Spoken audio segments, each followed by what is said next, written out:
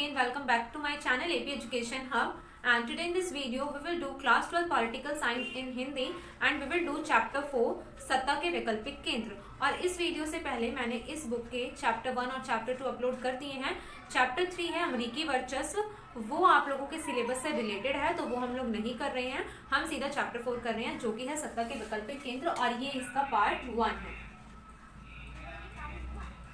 तो सत्ता के वैकल्पिक केंद्र से हम लोग क्या समझेंगे, तो देखो जैसा कि हमने पिछले वीडियोस में ये चीज डिस्कस की है कि 1991 में शीत युद्ध का अंत हो गया था।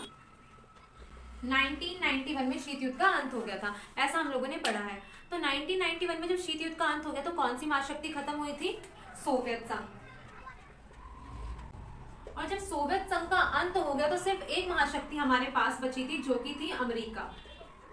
तो इस महाशक्ति का तो अंत ही हो गया, ये विश्व के नक्शे से एक तरीके से खत्म हो गई थी क्योंकि इसका विघटन हो गया था। तो सिर्फ हमारे पास अमेरिका बचा। तो पूरे विश्व को ये डर था कि कहीं अमेरिका का वर्चस्व ना हो जाए। उसी से रिलेटेड था आप लोगों का चैप्टर 3 अमेरिकी वर्चस्व। उसमें ये बताया गया था कि किस तरीके से जब शीत युद्ध का अंत हो गया था तो अमेरिका अपने आप को एकलौती महाशक्ति समझ बैठा था और उसका वर्चस्व किस तरीके से स्थापित होता।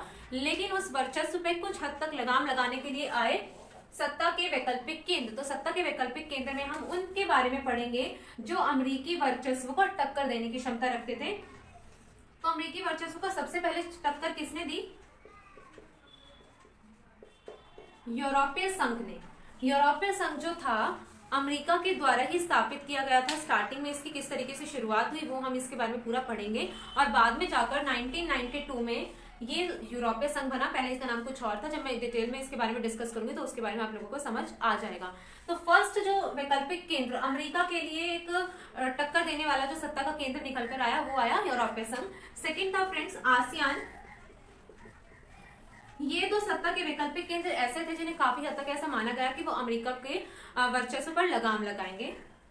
और थर्ड है चीन, क्योंकि अमेरिका के बाद अगर आज भी हम देखें तो चीन अपने आप को सुपर पावर बनाने के लिए हर मुमकिन कोशिश करता है।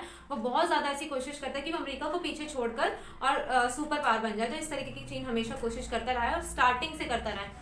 तो 1991 में शीत युद्ध का अंत होने के बाद सत्ता के वैकल्पिक केंद्र 3 हमारे सामने आए, यूरोपीय संघ, आसियान और चीन, जो कि अमेरिकी वर्चस्व को टक्कर देने के लिए स्थापित हुए थे। तो अब सबसे पहले हम यूरोपीय संघ के बारे में डिस्कस करेंगे डिटेल से। गाइस हम डिस्कस करते हैं यूरोपीय संघ के बारे में। तो सबसे पहले हम लोग डिस्कस करेंगे यूरोपीय संघ का ओवरव्यू कि यूरोपीय संघ आखिर है क्या। तो देखो अमेरिका ने यूरोप की अर्थव्यवस्था पुनर्गठित करने के लिए, जब द्वितीय विश्व युद्ध खत्म हो गया था, सेकेंड वर्ल्ड वॉर जब 1945 में खत्म हो गया था, तो उसके बाद जो यूरोप था वो कम्प्लीटली इकोनॉमिकली खत्म हो चुका था। मतलब उसकी आर्थिक स्थिति जो थी ना द्वितीय विश्व युद्ध के बाद, यूरोप की आर्थिक स्थिति एकदम चौपट हो गई थी। बहुत बुरे तरीके से वो आर्थिक रूप से हार चुका था। तो इसीलिए 1948 में अमेरिका ने ही हेल्प की यूरोप की। अमेरिका ने यूरोप की अर्थव्यवस्था पुनर्गठित करने के लिए, मतलब उसकी अर्थव्यवस्था को सुधारने के लिए मार्शल योजना बनाई। 1948 में मार्शल योजना बनाई अमेरिका ने ताकि यूरोप की अर्थव्यवस्था को वो पुनर्गठित कर सके। जब 1948 में उन्होंने ये बना दी, उसके बाद अगले ही साल 1949 में यूरोपीय परिषद का गठन किया गया। यूरोपीय परिषद का गठन एक राजनीतिक सहयोग के रूप में देखा जाता है कि अमेरिका ने यूरोपीय परिषद का गठन इसलिए करवाया ताकि वो आर्थिक मदद के साथ साथ उसको राजनीतिक सहयोग भी दे सके। 1957 में यूरोपियन इकोनॉमिक कम्युनिटी का गठन किया गया। यूरोपियन इकोनॉमिक कम्युनिटी मतलब EEC, यूरोपियन इकोनॉमिक कम्युनिटी। इसके तहत भी 1957 में इसके तहत भी जो था ना कि आर्थिक हेल्प देना, उनकी जो आर्थिक सिचुएशन है, यूरोप की आर्थिक स्थिति को और ज्यादा डेवलप करना और ज्यादा विकसित बनाना।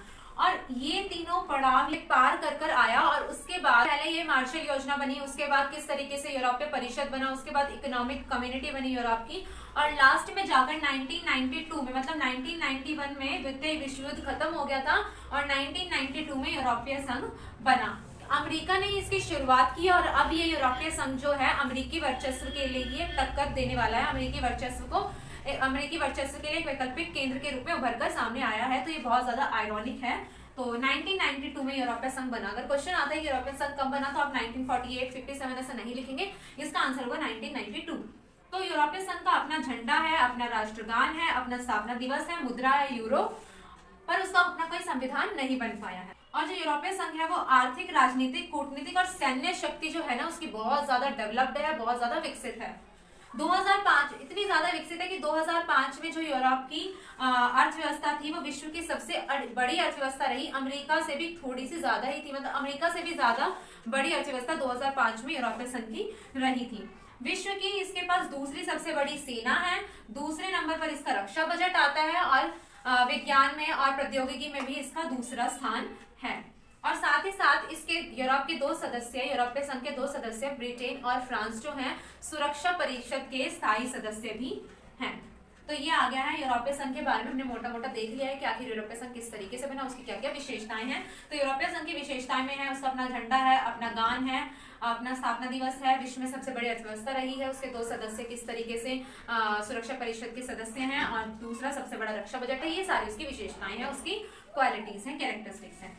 अब हम डिस्कस करेंगे यूरोपीय संघ के उद्देश्यों के बारे में। तो उद्देश्य में देखो फ्रेंड्स, उद्देश्य मतलब उसके ऑब्जेक्टिव्स क्या है, क्या उद्देश्य लेकर इन्होंने यूरोपीय संघ का गठन किया। तो इनका पहला जो उद्देश्य था वो ये था कि सभी यूरोपीय संघ के देशों की समान विदेश और सुरक्षा नीति होगी, इनकी एक समान मुद्रा होगी, और इनकी एक समान मुद्रा है यूरो। वीजा मुक्त आवागमन की जो भी यूरोपीय संघ के अंदर देश आते हैं उनमें आप वीजा मुक्त मतलब विदाउट वीजा आ जा सकते हैं, घूम सकते हैं। आंतरिक मामलों तथा न्यायिक मामलों में सहयोग की मतलब यूरोपीय संघ के किसी भी देश के अंदर कोई आंतरिक मामला आता है कि या कोई ऐसा मुद्दा आता है जिसमें न्यायिक सहयोग होना चाहिए, तो सभी देश मिलकर उसकी हेल्प करेंगे। तो ये चार इसके ऑब्जेक्टिव थे कि समान विदेश और सुरक्षा नीति होगी, एक समान मुद्रा होगी, वीजा मुक्त आवागमन होगा, और एक दूसरे को हर तरीके से सहयोग करेंगे। तो गाइज ये हमने देखा यूरोपीय संघ के बारे में, उसकी विशेषताओं के बारे में, और साथ ही साथ उसके उद्देश्यों के बारे में। अब यहाँ पर हम देखेंगे कि उन्होंने उन उद्देश्यों की पूर्ति या उन उद्देश्यों को किस तरीके से प्राप्त किया। तो सबसे पहले देखो, आर्थिक संस्थाओं से राजनीतिक संस्था बनी।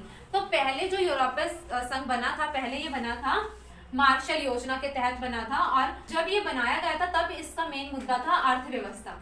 लेकिन अब ये आर्थिक संस्था न रहकर एक राजनीतिक संस्था बन गई है। अब यूरोपीय संघ एक राजनीतिक संस्था बन गई है। आर्थिक संस्था भी है बट उसका जो ज्यादा जोर है वो राजनीतिक संस्था पर है।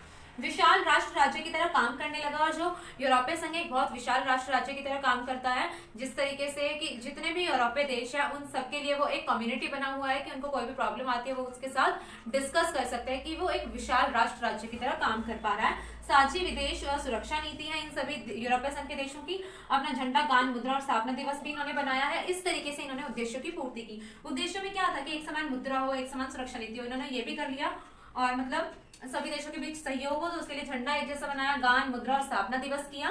झंडे में 12 सितारे। तो देखो जो यूरोपीय संघ का झंडा है उसमें 12 सितारे हैं, और वो 12 सितारे किस चीज का प्रतीक है, वहां के लोगों की एकता का प्रतीक है, वहां के लोगों की पूर्णता, समग्रता और मेल मिलाप का प्रतीक है।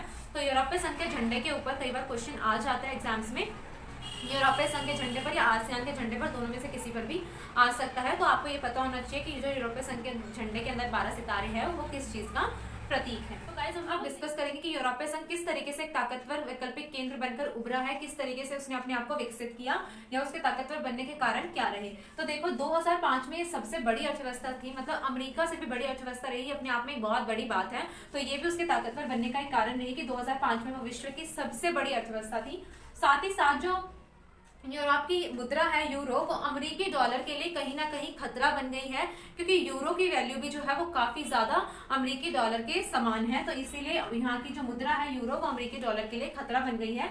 विश्व व्यापार अमेरिका से 3 गुना ज्यादा है। तो यूरोपीय संघ जो विश्व व्यापार करता है, पूरे विश्व में जो यूरोपीय संघ व्यापार करता है वो अमेरिका के टोटल व्यापार से 3 गुना ज्यादा है।